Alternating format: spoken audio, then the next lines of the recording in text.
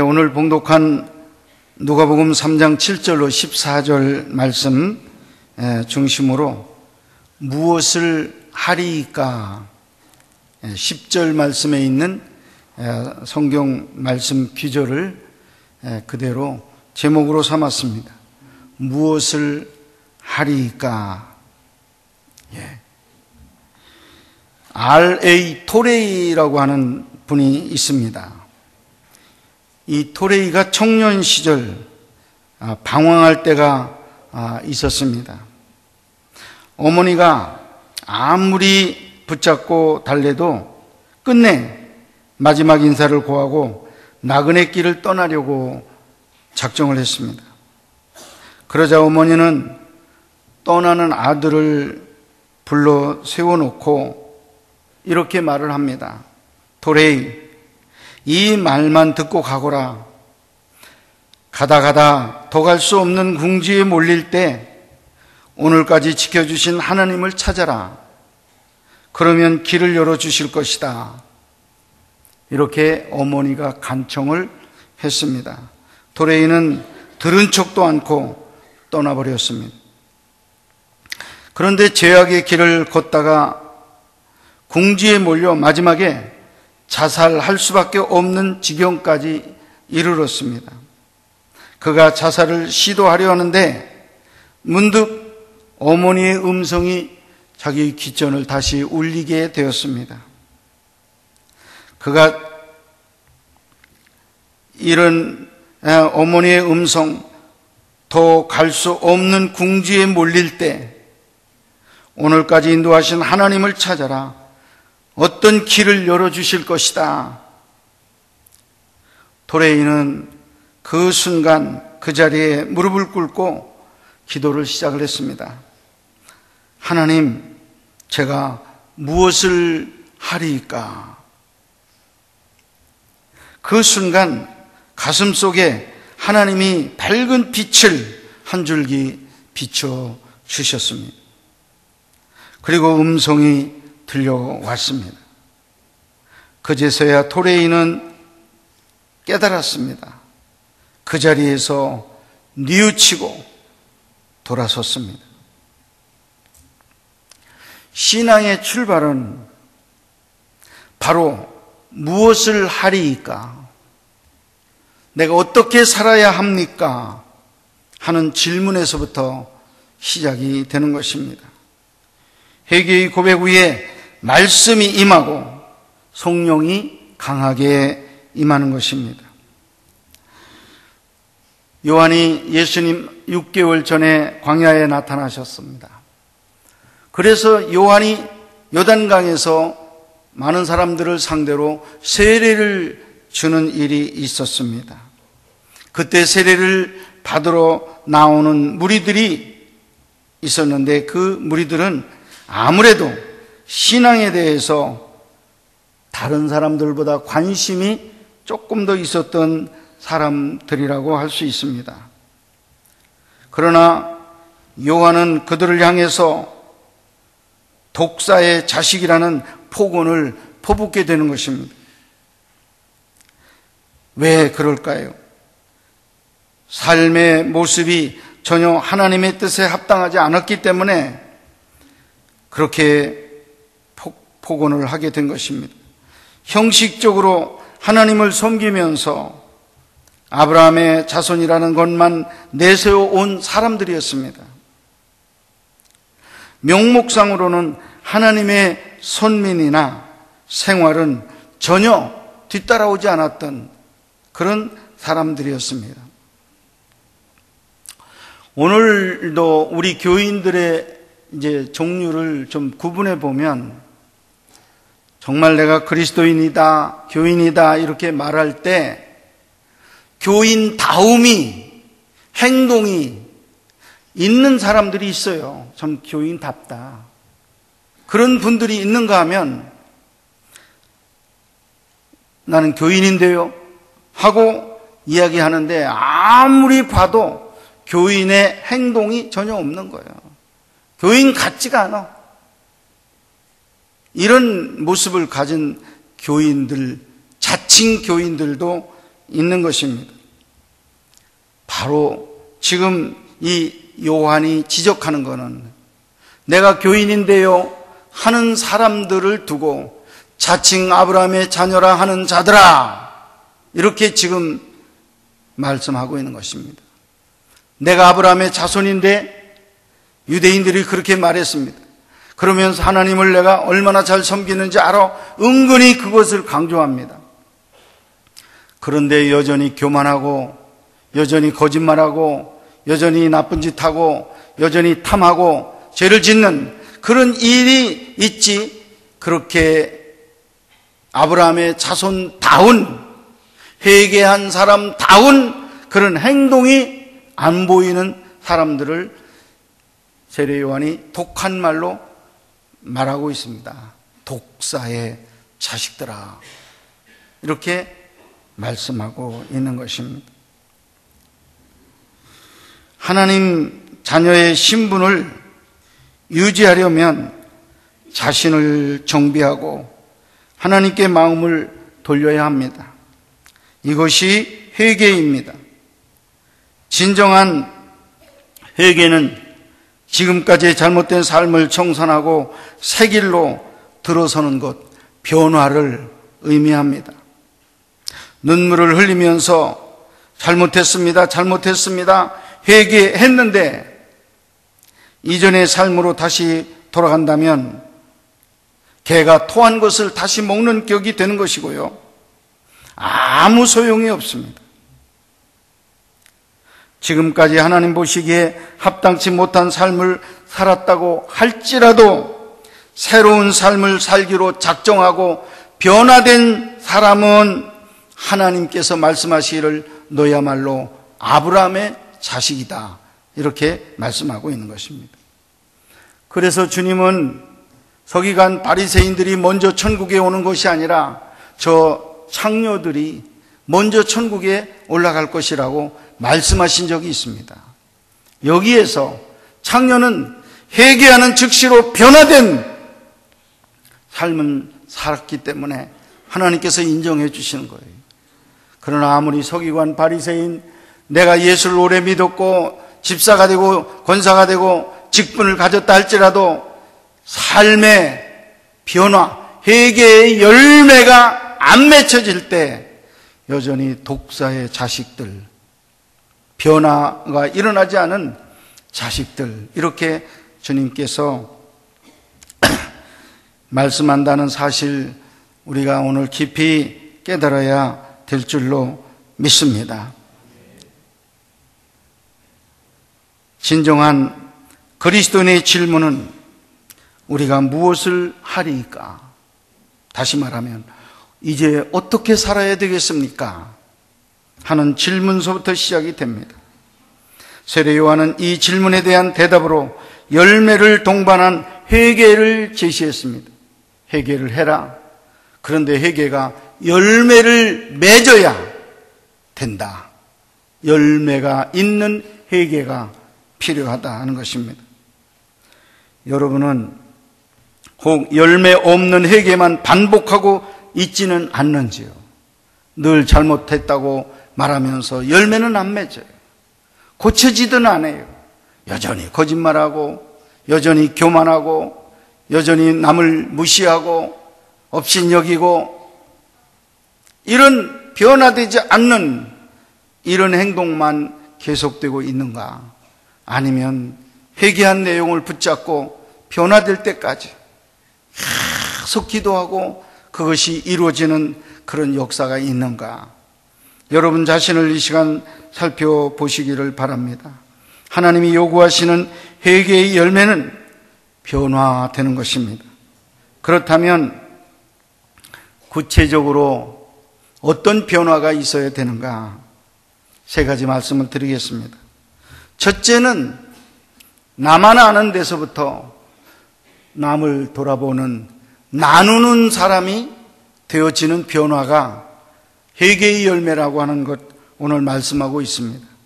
오늘 본문 말씀 11절을 보시겠습니다. 옷 두 벌이 있는 자는 옷 없는 자에게 나눠줄 것이요 먹을 것이 있는 자도 그렇게 할 것이니라. 이렇게 나눔에 대한 말씀을 하고 있습니다.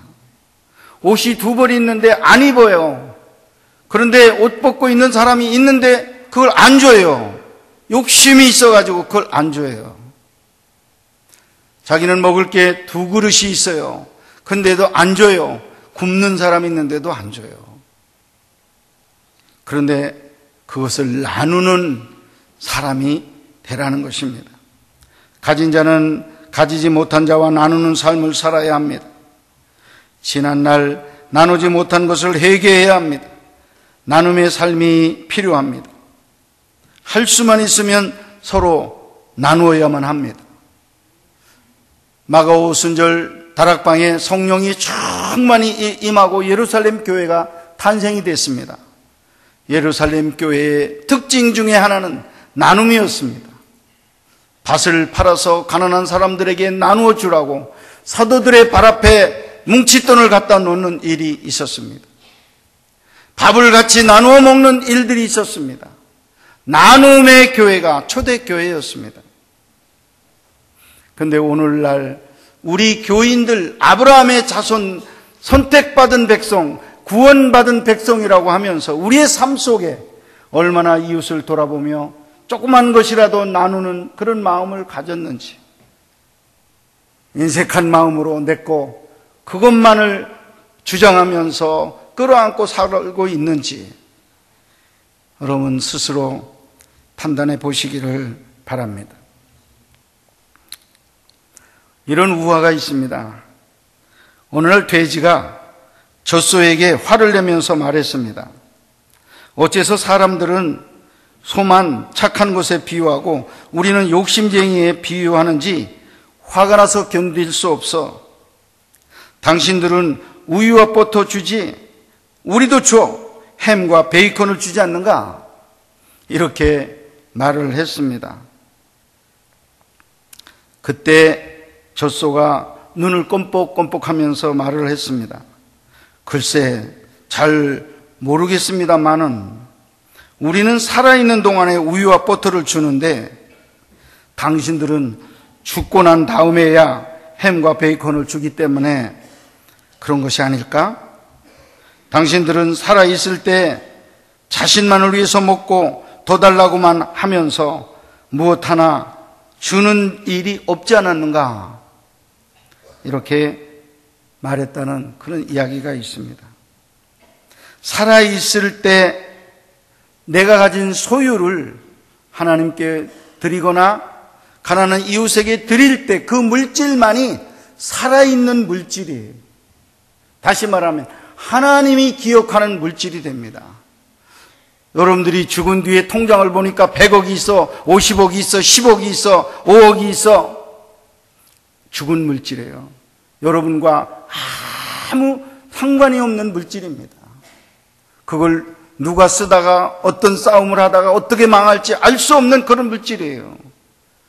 여러분, 물질이 살아있으려고 하면 내가 살아있는 동안에 나누는 물질만 하나님 앞에 상달되고 하나님은 그걸 기억하고 여러분에게 축복해 주실 줄 믿습니다. 우리가 나누는 것은 꼭 물질만이 아닙니다. 재능도 나눌 수 있고 지식도 나눌 수 있고 시간과 경험 모든 것 나눌 수가 있습니다. 아마 오늘 여기 앉아있는 바이올린, 첼로 몇 사람, 서너 사람 이렇게 앉아서 찬양을 돕고 있는데 여기 제가 모르기는 몰라도 여기 있는 분들처럼 그 정도는 다 할 수 있는 악기를 다루는 분들이 여럿 있을 걸로 나는 알고 있어요. 여러분 재능을 나누세요. 꼭 돈만 나눕니까? 여러분 장기까지도 나누는 시대가 되었습니다. 부디 나눔의 열매를 살아있는 동안 많이 맺으셔서 심판주 하나님으로부터 찍힘을 당하지 않는 여러분들 될 수 있기를 간절히 축원합니다. 오늘 본문 말씀에 보면 심판주께서 도끼로 나무 뿌리에 지금 대기시켜 놨다고 그럽니다. 회개에 합당한 열매를 맺지 아니하는 나무마다 찍어 불에 던진다고 그랬어요. 찍혀서 던져짐을 받는 변함이 없는 사람이 되지 말고 여러분들이 변화되어서 주님으로부터 너야말로 아브라함의 자손이다, 정말 참 믿음 있는 자다, 칭찬받는 여러분들 될 수 있기를 간절히 축원합니다. 두 번째는 정직하라고 말씀하고 있습니다. 오늘 본문 말씀 13절에 보면 가로되 부과된 것 외에는 거두지 말라, 이렇게 말씀하고 있습니다. 세례를 받으러 오는 사람들 중에 세리들이 있었습니다. 세리들, 세무서 공무원들이 있었습니다. 이 사람들에게 정직하게 부과하라, 그렇게 말씀하고 있는 것입니다. 지위를 남용하여 사리사욕을 채우기 위해 부정직한 방법으로 과세하지 말라는 것입니다. 법대로 하라는 것입니다. 세금을 법에 따라 공정하고 정직하게 거두어야 합니다. 하나님과 사람 앞에서 정직해야 합니다. 정직의 열매를 맺어야 합니다. 물리적 힘을 이용하여 남의 것을 거두어 드리는 것은 빼앗는 것과 같습니다. 그래서 개역 성경에는 늑증치 말라, 이렇게 번역하고 있습니다. 여기에 늑증이라는 단어는 강제로 거두어 드리는 것, 억지로 거두어 드리는 것을 의미하는 것입니다. 크리스찬은 정직하게 업무를 봐야 한다 하는 것입니다. 역대상 29장 17절 나의 하나님이여 주께서 마음을 감찰하시고 정직을 기뻐하시는 줄을 내가 아나이다, 그렇게 말씀하고 있습니다. 한번 저를 따라하세요. 하나님은 정직을 기뻐하신다. 아멘. 내가 정직한 마음으로 이 모든 것을 즐거이 드렸사오며 이제 내가 또 여기 있는 주의 백성이 주께 자원하여 드리는 것을 보니 심히 기쁘도소이다, 이렇게 고백하고 있습니다. 하나님을 대해서 내가 드리겠다 생각한 것 정직하게 드렸다는 거예요. 빼먹고 껍데기 드리고 끄트머리 드리고 안 했다는 거예요. 정직하게 드렸다는 거예요. 받은 은혜대로. 이웃에게 약속하고 내가 말한 것이 있으면 그것도 내가 정직하게 내가 남에게 주었다는 거예요. 말만 하고 돌아보니 아무것도 준 것도 없고 나오는 것도 없는데 말은 풍성하다. 여러분 이런 말 많이 나돌고 있죠? 그런데 정직하게 행했다는 그런 말씀입니다. 하나님은 정직한 자를 기뻐하시며 또한 부정직함을 회개하는 자를 기뻐하십니다. 그러기에 부정직하게 살아가는 태도를 회개해야 합니다.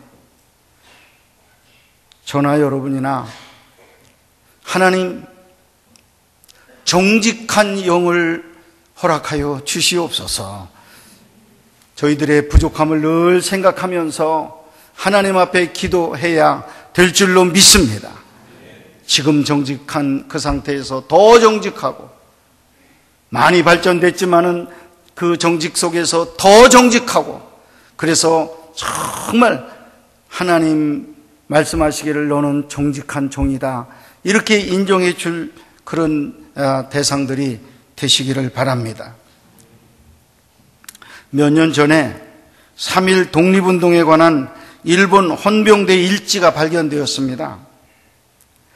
무라카미라고 하는 헌병 대장과 부하 다나카라고 하는 부하가 대화한 내용이 일지에 기록되어 있습니다. 대장이 이렇게 말합니다. 이번 폭동은 조선 야소교인들이 주도해서 생긴 일이니 주동자들을 색출해서 잡아들여야 한다. 그들에게 예수를 믿는지 먼저 물어보고 믿는다고 하면 무조건 잡아들여라. 그때 부하가 말합니다. 믿으면서 안 믿는다고 거짓말하면 어떻게 합니까? 근데 대장이 말합니다. 조선 야소교인들은 거짓말을 하지 않는다.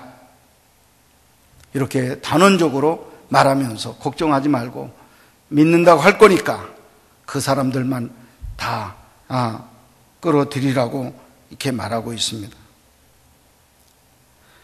여러분, 여기 하나님을 믿지 않는 일본 사람까지도 초대교인들의 정직한 삶을 인정했다 하는 것입니다. 우리는 선교 초기 교인들이 보여준 선한 영향력을 지금 본받아야 됩니다.